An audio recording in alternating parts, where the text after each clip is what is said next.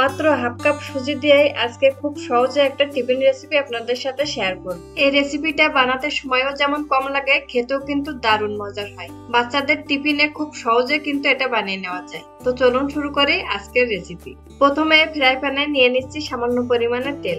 এবার দিয়ে দেবো হাফ চামচ জিরা। জিরা তেলের সাথে সামান্য একটু ভেজে নিয়েছি। তারপর দিয়ে দিচ্ছি হাফ কাপের মতো সুজি।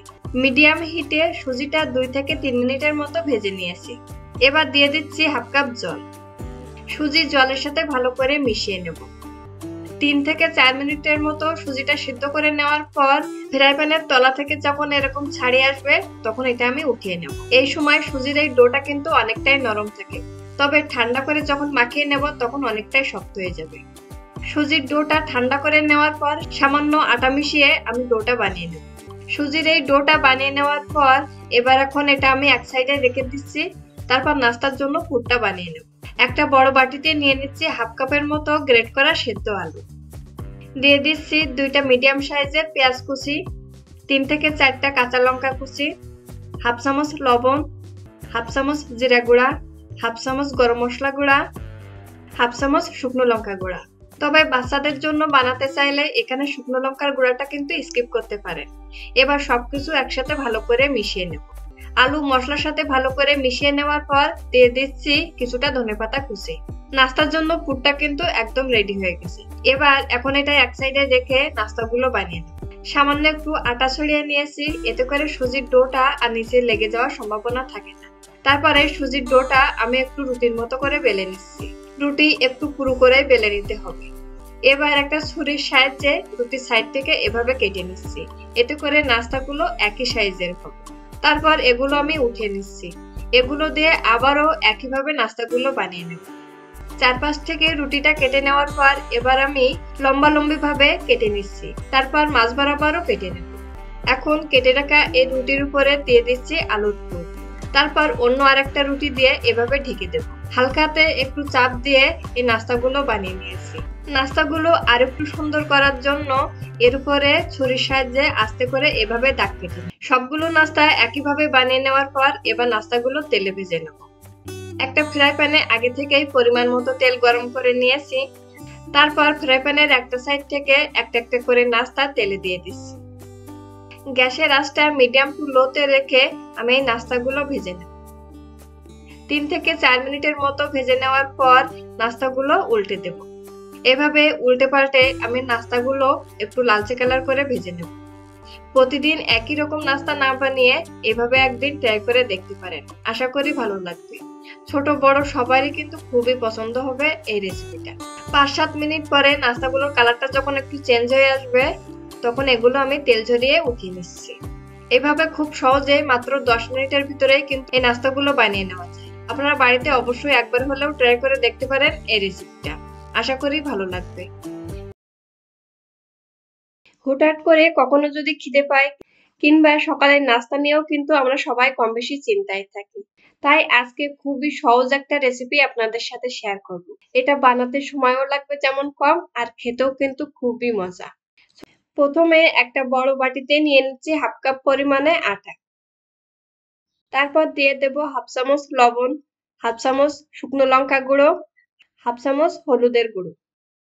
এবার শুকনো উপকরণগুলো একসাথে ভালো করে মিশিয়ে নিচ্ছি। এখন অল্প অল্প জল দিয়ে একটা সফট ডো বানিয়ে নেব।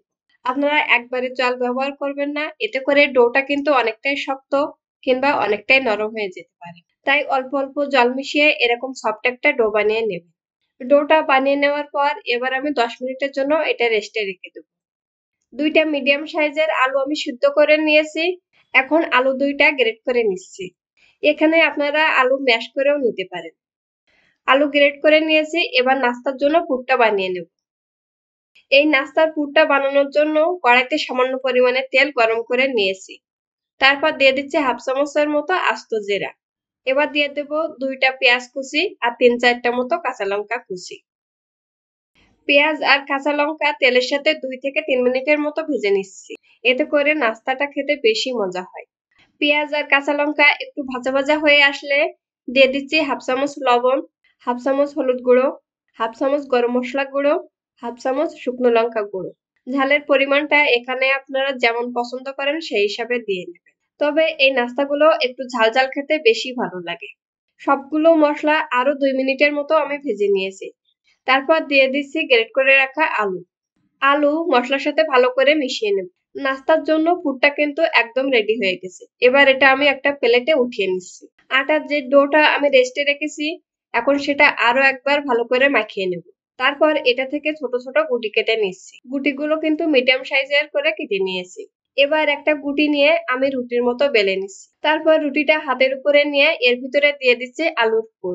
আলুর পুরটা দিয়ে রুটির একটা সাইড থেকে এভাবে উঠিয়ে নিচ্ছি। আপনারা একটু খেয়াল করে দেখে নেবেন আমি কিভাবে এটা করে নিয়েছি।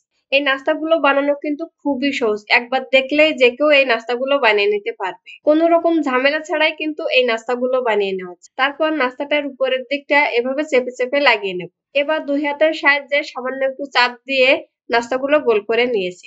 দেখুন সবগুলো নাস্তা আমি একইভাবে বানিয়ে নিয়েছি। এবার ভেজে নেব। নাস্তাগুলো ভেজে নেওয়ার জন্য আগে থেকেই একটা ফ্রাই প্যানে পরিমাণ মতো তেল গরম করে নিয়েছি। তারপর একটা একটা করে নাস্তা তেলে দিয়ে দেব। বিকেলে চায়ের সাথে কিংবা বাচ্চাদের টিফিনেও কিন্তু আপনারা এটা বানিয়ে নিতে পারেন। খুব সহজে বানিয়ে নেওয়া যায় আর খেতেও কিন্তু খুবই মজা। তারপর নাস্তাগুলোর একটা সাইড ভাজা হয়ে গেলে এভাবে উল্টে দেব। এভাবে উল্টে পাল্টে নাস্তাগুলো লালচে কালার করে ভেজে নিয়েছি। মিডিয়াম টু লো হিটে 5 থেকে 6 মিনিটের মতো আমি এই নাস্তাগুলো ভেজে নিয়েছি। তারপর নাস্তাগুলোর কালারটা যখন একটু চেঞ্জ হয়ে আসবে তখন তেল ঝরিয়ে নাস্তাগুলো উঠিয়ে নিচ্ছি। এবার গরম গরম পরিবেশন করুন এই নাস্তা। এই নাস্তাগুলো বানিয়ে খাওয়ার পর আমি আফসোস করছি যে এটা আমি আগে কেন বানাইনি। আপনারা বাড়িতে অবশ্যই একবার হলেও ট্রাই করে দেখতে পারেন এই নাস্তা রেসিপি। মাত্র 1 কাপ আটা দিয়ে আজকে খুব সহজে মুসমুসে একটা টিফিন রেসিপি আপনাদের সাথে শেয়ার করব। এই রেসিপিটা বানানোর জন্য প্রথমে একটা বড় বাটিতে নিয়ে নিচ্ছি 1 কাপ পরিমাণে আটা। এখন দিয়ে দিচ্ছি হাফ চামচ কালো জিরা, হাফ চামচ লবণ আর সামান্য একটু তেল। এখন সবগুলো একসাথে ভালো করে মিশিয়ে নেব। শুকনো উপকরণগুলো একসাথে ভালো করে মিশিয়ে নেওয়ার পর এবার অল্প অল্প জল মিশিয়ে সফট একটা ডো বানিয়ে নিতে হবে। আটার এই ডোটা বানিয়ে নেওয়ার পর এখন এটা আমি 10 মিনিটের জন্য রেস্টে রেখে দেব। টিফিন রেসিপির জন্য এবার আমি পুরটা বানিয়ে নেব। তার জন্য 2টা মিডিয়াম সাইজের আলু আমি আগে থেকে সিদ্ধ করে নিয়েছি। এখন এটা গ্রেট করে নিচ্ছি।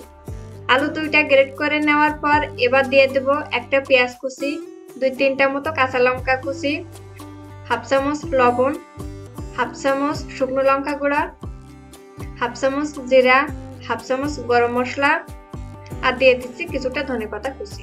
এবার মশলাগুলো আলুর সাথে ভালো করে মিশিয়ে নেব। আটার যে ডোটা বানিয়ে রাখছি এখন এটা আমি 2 ভাগ করে নিয়েছি। আটার এই ডো দিয়ে এবার আমি রুটি বেলে নেব। এই রুটিটা কিন্তু একটু হালকা করে বেলে নিতে হবে। এতে করে টিফিনের এই নাস্তাগুলো বেশি মুচমুচে হয় আর খেতেও কিন্তু ভালো লাগবে। রুটিটা বেলে নিয়েছি, এখন এটা আমি 4 ভাগ করে কেটে নেব। এবার আলুর যে পুরটা আগে বানিয়েছি সেটা ছোট ছোট গোল করে এর উপরে দিয়ে দিচ্ছি। এখন রুটির এই উপরের অংশটা ধরে এভাবে নিচে লাগিয়ে নেব আর সাইড থেকে সামান্য একটু জল লাগিয়ে নেব। এতে করে ভাজার সময় আর ফুলে যাওয়ার সম্ভাবনা থাকে না। তারপর চেপে চেপে সাইডগুলো ভালো করে লাগিয়ে নিতে হবে। তারপর সাইড থেকে এই বাড়তি অংশগুলো এবার একটা ছুরি দিয়ে কেটে নেব। এই রেসিপিটা বানানো কিন্তু খুবই সহজ, যে কেউ একবার দেখলেই কিন্তু বানিয়ে নিতে পারবে। আগে থেকে ফ্রাই প্যানে পরিমাণ মতো তেল গরম করে নিয়েছি। তারপর একটা একটা করে নাস্তা তেলে দিয়ে দিচ্ছি। মিডিয়াম টু লো হিটে এখন আমি এটা ভেজে নেব। 4-5 মিনিট পরে নাস্তাগুলোর একটা সাইড যখন ভাজা হয়ে যাবে তখন এগুলো আমি উল্টে দিচ্ছি। এভাবে উল্টে পাল্টে নাস্তাগুলো একটু লালচে কালার করে ভেজে নেব। নাস্তাগুলো 2 সাইড ভালো করে ভেজে নেওয়ার পর এখন এটা আমি তেল ঝরিয়ে উঠিয়ে নেব। বাচ্চাদের টিফিন কিংবা বিকেলের নাস্তায় খুব সহজে কিন্তু এটা বাসায় বানিয়ে নেওয়া যায়।